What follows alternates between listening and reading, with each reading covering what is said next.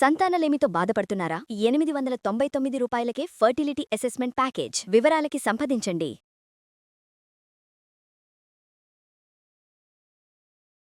ఈరోజు ఒక evening snack లేదా మార్నింగ్ బ్రేక్ఫాస్ట్ ఈ రెండిటికి యూజ్ అయ్యే simple and easy instant vada చూద్దాం. మామూలుగా మనం వడ అనగానే మినపప్పు మనం ఎప్పుడు చేసుకునేది ఉద్దివడలు ఒకటి, తర్వాత శనగపప్పు, పెసరపప్పు, అలసందలు ఉంటాయి, అవి మొక్కజొన్నలు దొరికితే అవి ఏదో ఒక దాంతో ఏదో ఒక మసాలా వడలు అలా చేసుకుంటూ ఉంటాం. ఏ పప్పులు లేకుండా ఓన్లీ రవ్వతోటి చేసే ఇన్స్టెంట్ వడని చూద్దాం. ఈజీయే, సింపుల్ కూడా. ఒకసారి ట్రై చేసి చూసి ఒకవేళ నచ్చిందనుకోండి బాక్స్లోకి పెడితే ఇవి పొద్దున్న చేస్తే సాయంత్రం దాకా బయట క్రిస్పీగా ఉంటాయి, చక్కగా తినడానికి బాగుంటుంది. అంటే గట్టిగా అయిపోవు.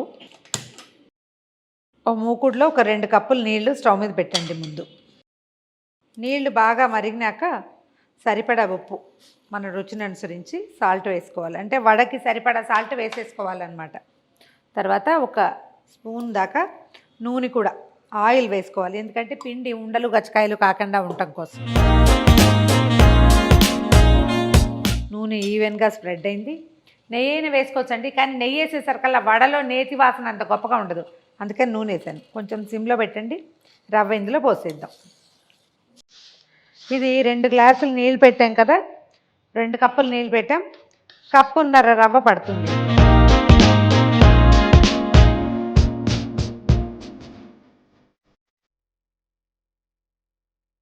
ఉండలు కట్టకుండా చెయ్యి ఆపకుండా కలిపేయండి. నూనె వేసాం కాబట్టి ఉండగట్టే ప్రస్తావనే ఉండదు, అయినా కూడా కొంచెం కేర్ఫుల్గా చేయాలి. స్టవ్ సిమ్లో ఉంచండి. పూర్తిగా నీటిని పీల్చేసుకునేదాకా స్టవ్ మీద ఉంచితే సరిపోతుంది. కనపడుతుంది చూడండి, మొత్తం అంతా నీరు వచ్చేసింది. పోసిన నీళ్ళన్నీ అబ్జార్బ్ అయ్యేదాకా ఒకసారి మొత్తం పైకి కిందకి తిప్పేస్తే మొత్తం నీళ్లు పీల్చేస్తుంది. ఇలా ఉండలాగా అయ్యేసరికల్లా స్టవ్ ఆపేసేయండి. ఆపేసి దీన్ని కొంచెం పల్చని చేసి పెడితే ఒక 5 నిమిషాల్లో చల్లారిపోతుంది. చల్లారాక దీన్ని వడకి ఎలా ప్రిపేర్ చేయాలో చూద్దాం. మనం ఉడికించి పెట్టుకున్న రవ్వ పూర్తిగా చల్లారిపోయింది.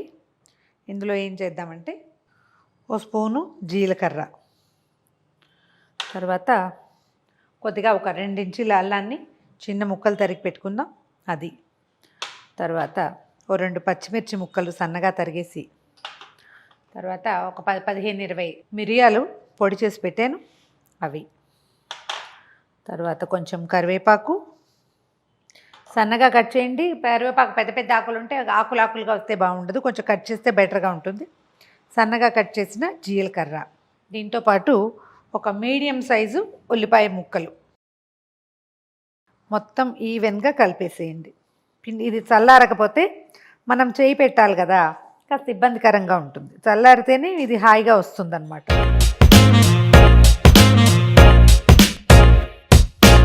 మొత్తం ఈ రవ్వలో మనం వేసిన దినుసులన్నీ పూర్తిగా కలిసేలా చేసి చిన్న ఉండలు చేసుకోండి. తర్వాత వడలాగా ఒత్తి పక్కన పెట్టుకోండి. ఇది కనిపిస్తుంది కదా, ఒక చిన్న ఉండ చేయటం, దాంట్లోకి 2 సైడ్స్కి పడేలాగా ఇట్లా హోల్ చేసేసి పక్కన పెట్టేసి, ఈ లోపల ఏం చేద్దామంటే ఇవి మనం ఉండలు చేసే లోపల నూనె వేడెక్కుతుంది, పొయ్యి మీద మూకుడు ఎక్కిచ్చేసి ఇవి చేసేసుకోండి.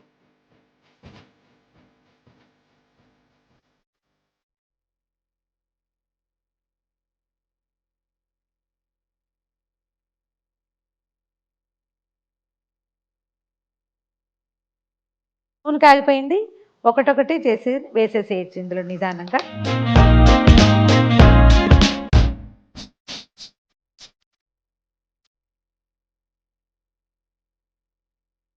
మీడియం స్టవ్ పెట్టండి, కొంచెం అంటే ఎక్కువ హై కాదు లో కాదు, మధ్యస్థంగా ఉండి నిదానంగా కాలనివ్వండి. బాగా క్రిస్ప్గా కరకరలాడుతూ వస్తుంది. ఇవి మినపవడల్లాగా అంత ఎర్రగా కనపడవు మనకి, ఇలాంటి కలర్ వచ్చినప్పుడు తీసేసేయటమే. ఇవే బాగా కరకరలాడుతూ క్రిస్ప్గా వస్తాయి అన్నమాట. ఇంకో వాయ వేసేద్దాము.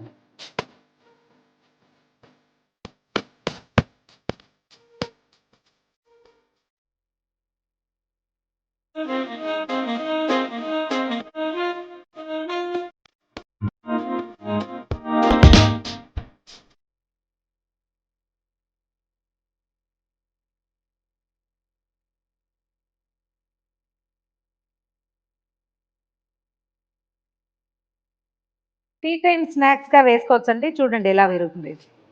ఎంత క్రంచీగా ఉందో. లోపల కొంచెం మృదువుగా ఉంటుంది, బయట క్రంచీగా ఉంటుంది. కచక్కమంటుంది, శబ్దం వినిపిస్తుంది కదా.